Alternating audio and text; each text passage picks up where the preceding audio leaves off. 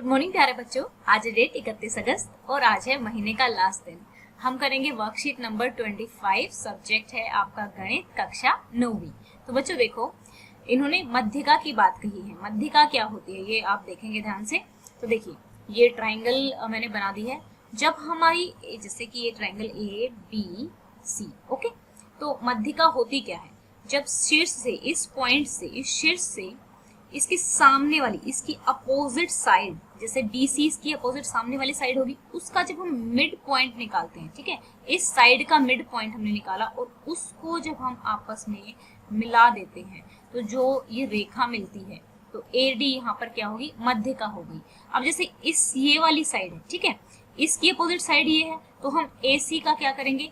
AC का मध्य बिंदु हम निकाल लेंगे, मध्य बिंदु हम निकालेंगे। तो यहाँ पे आ जाएगा कहीं पे, ठीक है, तो उसको मिला देंगे। यहाँ पे E ले लेते हैं, तो BE क्या हो गया मेरा? यहाँ पे BE मेरी दूसरी मध्यिका हो गई। अब यहाँ पे इसका शीर्ष, इस पॉइंट का क्या अपोजिट है? AB, तो इसको यहाँ पे लेते हैं और इसको ऐसे मिला देते हैं, ठीक है। तो बच्चों ये आपको ध्यान रखना है कि हमेशा जो आपकी मध्यिका होंगी एक ट्राइंगल में, एक त्रिभुज में, एक तो ये ध्यान रखनी है, एक त्रिभुज में जो मध्यिका होंगी वो कितनी होंगी? 3 होंगी। दूसरी बात क्या रखनी है? हमेशा ट्राइंगल के अंदर होंगी, ओके। और जिस पॉइंट, तीनों ही एक ही पॉइंट पे मिलेंगे। जो ये पॉइंट होता है ना, इस पॉइंट को हम क्या बोलते हैं? सेंट्रोइड भी बोल देते हैं और इसको केंद्रक भी बोल देते हैं, ठीक है। तो मोस्टली सेंट्रोइड ही बोलते हैं, चाहे हिंदी में चाहे इंग्लिश में। आप ध्यान रख सकते हैं केंद्रक हो गया, यानी कि जिस पॉइंट पे आपकी तीनों मध्यिकाएं मिलती हैं, प्रतिच्छेद करती हैं, वो हमारा सेंट्रोइड या फिर केंद्रक हो जाता है, ओके। अब यहाँ पे देखिए आपकी वर्कशीट में क्या बोला हुआ है? यही बोला हुआ है पूरा का पूरा कि ज्यामिति में किसी त्रिभुज में शीर्ष को उसकी सम्मुख भुजा के मध्य बिंदु को मिलाने वाली रेखा को त्रिभुज की मध्यिका कहते हैं। किसी त्रिभुज में अधिकतम 3 ही मध्यिकाएं होती हैं। तो बूझो तो जानो, पता कीजिए कि त्रिभुज की मध्यिकाएं जो होती हैं सदैव त्रिभुज के अंदर ही होती हैं। हाँ, हमेशा। अब देखो, आप एक सिंपल सी बात देखो, ये कह रहा है कि क्यों अंदर होती हैं।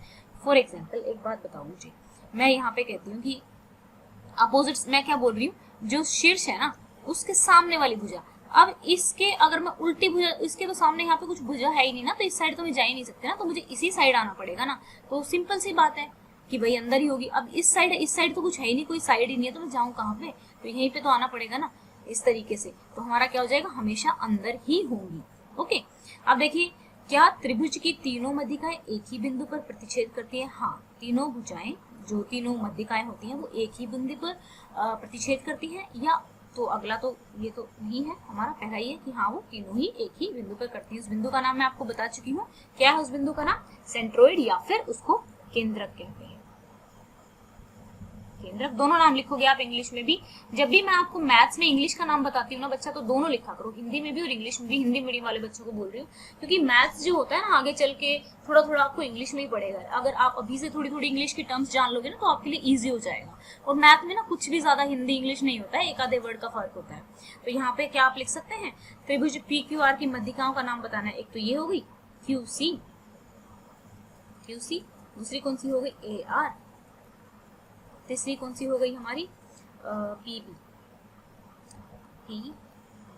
ओके, अब हम चलते हैं अपनी जो हाइट एक कैसे कह सकते हैं कि जब भी हम किसी ट्राइंगल की हाइट निकालते हैं ना, तो यहाँ पे देखिए मैं आपको थोड़ा समझाना चाहूंगी। हाइट निकालने के लिए हमें क्या करना पड़ता है? हमेशा हम हाइट जो है 90 डिग्री पे ही निकालेंगे। तो यहाँ पे आप देख सकते हैं इस ट्राइंगल की 90 डिग्री पे हाइट ये है ABC। तो ये हमारी क्या हो गई? आप जब भी किसी चीज की हाइट मापते हैं तो उसको प्रॉपरली स्ट्रेट सीधा ही रखते हैं, तभी उसकी हाइट मापी जाती है, ठीक है। कहीं से मुड़ा तुड़ा नहीं होना चाहिए। तो जहां पर बिल्कुल ही हाइट एकदम सीधी होनी चाहिए, तो 90 डिग्री पे होनी चाहिए। अब मुझे ये बताओ कि ये आपको 90 डिग्री पे लग रहा है? नहीं ना। तो हम क्या करेंगे, इसको थोड़ा सा बढ़ा के, ऐसे थोड़ा बढ़ा के क्या कर लेंगे, इसको ऐसे 90 डिग्री पे ऐसे इसको ड्रॉ कर देंगे, ठीक है। तो ये आप ड्रॉ कर लेंगे, तो ये 90 डिग्री पे यहाँ पे हो गई। तो देखो ये तो आपकी त्रिभुज थी, ठीक है ना, ये त्रिभुज थी। और जो आपका ये जो हाइट है, यानी कि जिसको आप यहाँ पे देख सकते हैं कि ये ट्राइंगल से बाहर भी बन रही है, ठीक है। जैसे मध्य का जो थी वो अंदर थी, लेकिन ये हमारी क्या है, ट्राइंगल से बाहर भी बन रही है। तो यही आपके इसमें क्या बोला हुआ है, ये देखिए कि एक त्रिभुज में अधिकतम कितने, यहाँ पर इसको क्या बोलते हैं, जो ये हाइट में जिसको बार बार बोल रही हूँ कि जो ट्राइंगल की जो हाइट होती है, ठीक है, उसको हम क्या बोलते हैं, शीर्ष लंब बोलते हैं। क्या बोलते हैं, शीर्ष लंब बोलते हैं। ओके, शीर्ष लंब को इंग्लिश में क्या बोलते हैं, एल्टीट्यूड। साथ में लिखेंगे सभी बच्चे इंग्लिश में, प्लीज लिखिए, मेरा लिखवाने का कुछ मोटिव है, तो साथ में शीर्ष लंब और ब्रैकेट में एल्टीट्यूड साथ के साथ लिख लेंगे। ये आपके ना आगे आने वाली क्लासेस में बहुत हेल्प करेगा जब भी आप कॉम्पिटिटिव एग्जाम देंगे, क्योंकि जो मटेरियल होता है वो ज्यादा इंग्लिश में मिलता है। तो अगर मैथ्स जो होता है, अगर आप साथ के साथ इंग्लिश के भी वर्ड लिख लेंगे तो आपको और ज्यादा इजी हो जाएगा करना। ज्यामिति में किसी त्रिभुज के एक शीर्ष से होकर जाने वाली रेखा उस शीर्ष की सम्मुख भुजा पर लंब होती है, उसे त्रिभुज का शीर्ष लंब कहते हैं, ठीक है। यहाँ पे देखो ऐसे भी हो सकता है। अब ये देखिए, ये जरूरी नहीं है कि ये इक्वल है, लेकिन ये हाइट बता रहा है यहाँ, ओके। तो शीर्ष लंब कहते हैं कि जो शीर्ष की जो भुजा होती है और उसके सामने वाली भुजा पे जाती है, जो सबसे लंबी एक तरह से होता है, सम्मुख भुजा पर लंब होती है। एक त्रिभुज में अधिकतम कितने शीर्ष लंबों की रचना कर सकते हैं, और ये हमेशा 90 डिग्री पर होगी। सेम ही बात है कि हम, क्योंकि 3 साइड होती हैं, तो 3 ही लंबों की हम क्या कर सकते हैं, रचना कर सकते हैं, ठीक है। त्रिभुज के तीनों शीर्ष लंब जिस एक बिंदु पर प्रतिच्छेद करते हैं, उस बिंदु को क्या कहते हैं, उसको ऑर्थो सेंटर कहते हैं, या फिर इंग्लिश में लिखेंगे ऑर्थो सेंटर, ठीक है। इंग्लिश में ही लिख लेना ऑर्थो सेंटर। सो यहाँ पे देखो बच्चों, यहाँ पे आपको शीर्ष लंबों के नाम लिखने हैं, ठीक है। शीर्ष लंबों के नाम, इस पॉइंट को ऑर्थो सेंटर कहते हैं, जहाँ पे तीनों मिलते हैं।